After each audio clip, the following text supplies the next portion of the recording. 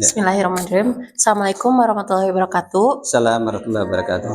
Ustadz izin bertanya, sekarang kan di era zaman sekarang ini pertumbuhan anak mulai berbeda dengan zaman-zaman kita sebelumnya ya Ustadz ya. Dari mulai Gen Z, terus sekarang anak-anak saya itu mulai Gen Alpha. Kadang-kadang kan mereka juga pergaulannya berbeda dengan yang zaman dulu kami gitu.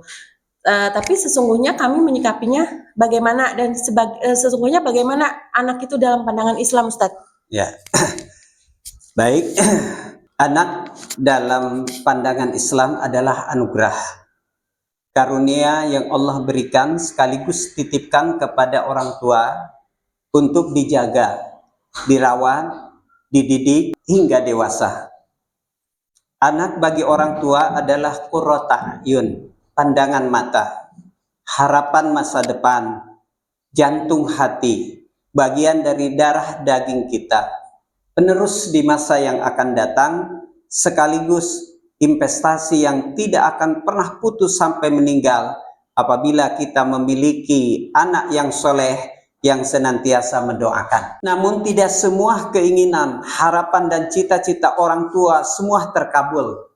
Mengingat setiap anak yang lahir memiliki bawaan fisik masing-masing, memiliki sifat, watak, karakter yang berbeda-beda sesuai dengan sifat bawaan dan faktor lingkungan yang mempengaruhinya.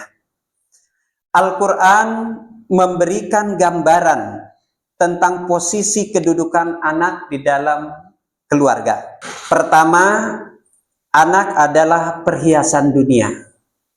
Allah berfirman di dalam Quran surat Al-Imran ayat 14, Zuyyina linnasi hubbus syahawat, dihiasi manusia dengan nafsu syahwat, minan nisa, dari perempuan, wal banin, dan terhadap anak-anak, wal qanatiril muqantarah, terhadap harta benda yang banyak, minaz zahab, dari emas, wal fiddah, perak, wal khailil musawwamah, atau kuda pilihan, wal an'am, binatang ternak, wal hars, sawah dan ladang.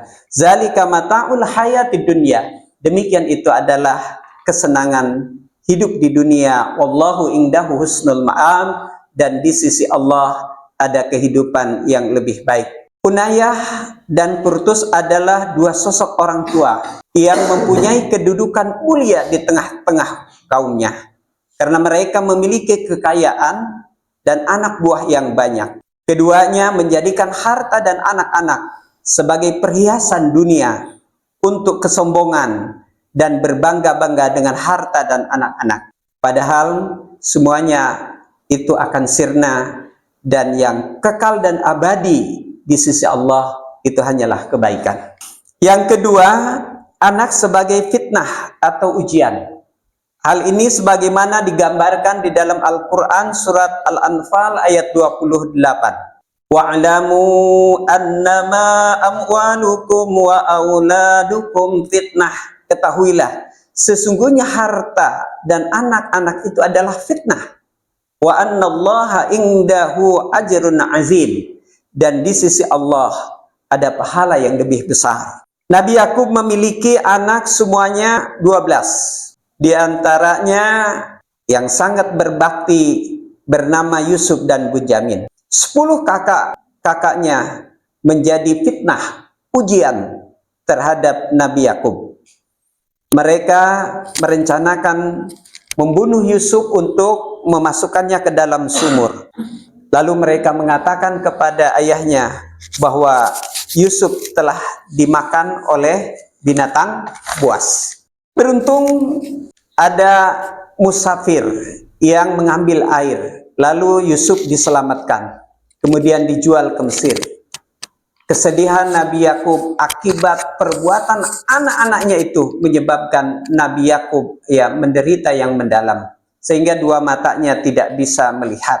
Namun berkat doa dan kesabarannya, akhirnya Allah pertemukan kembali Nabi Yakub beserta Yusuf yang telah menjadi penguasa di Mesir, sehingga seluruh anak-anaknya akhirnya menjadi berbakti kepada orang tua serta taat dan patuh terhadap perintah Allah.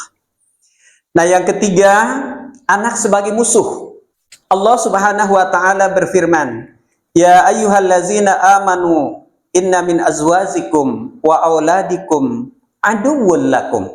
Wahai orang-orang yang beriman, sesungguhnya di antara istri dan anak kamu itu menjadi musuh bagimu. Fahzaruhum, hati-hatilah terhadap mereka.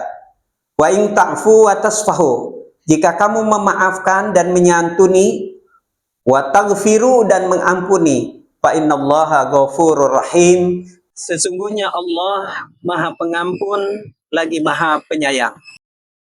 Sosok kepribadian anak menjadi musuh ini digambarkan dalam Al-Quran pada kisah Nabi Nuh alaihissalam yang memiliki anak bernama Kan'an. Pada saat diminta untuk menaiki perahu ya supaya selamat karena akan terjadi banjir besar, malah mengatakan sa'awi ilal jabal. Ayah, kalau terjadi banjir besar, aku akan naik ke dalam gunung yang paling tinggi. Kemudian akhirnya Allah menjadikan gunung atau daratan menjadi lautan. Kemudian akhirnya tenggelamlah Kan'an beserta orang-orang yang memusuhi Nabi Nuh alaihissalam. Yang keempat, anak adalah qurrata a'yun, pandangan mata, harapan masa depan.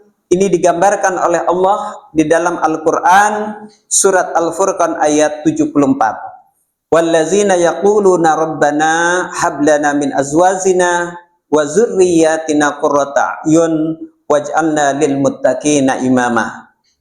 Dan di antara hamba Allah yang ibadur rahman adalah orang-orang yang mengatakan, ya Tuhan kami, berikanlah kepada kami dari istri dan keturunan kami anak sebagai pandangan mata, harapan di masa yang akan datang, dan jadikanlah menjadi ikutan bagi orang-orang yang takwa. Sosok anak qurrata a'yun ini terdapat pada seorang anak bernama Ismail dari keturunan Nabi Ibrahim alaihissalam. Mudah-mudahan kita semua dianugerahi anak yang soleh dan solehah, yang senantiasa taat dan patuh kepada kedua orang tua serta perintah Allah, serta penerus yang lebih baik untuk di masa yang akan datang. Amin ya Allah ya Rabbal Alamin. Assalamualaikum warahmatullahi wabarakatuh.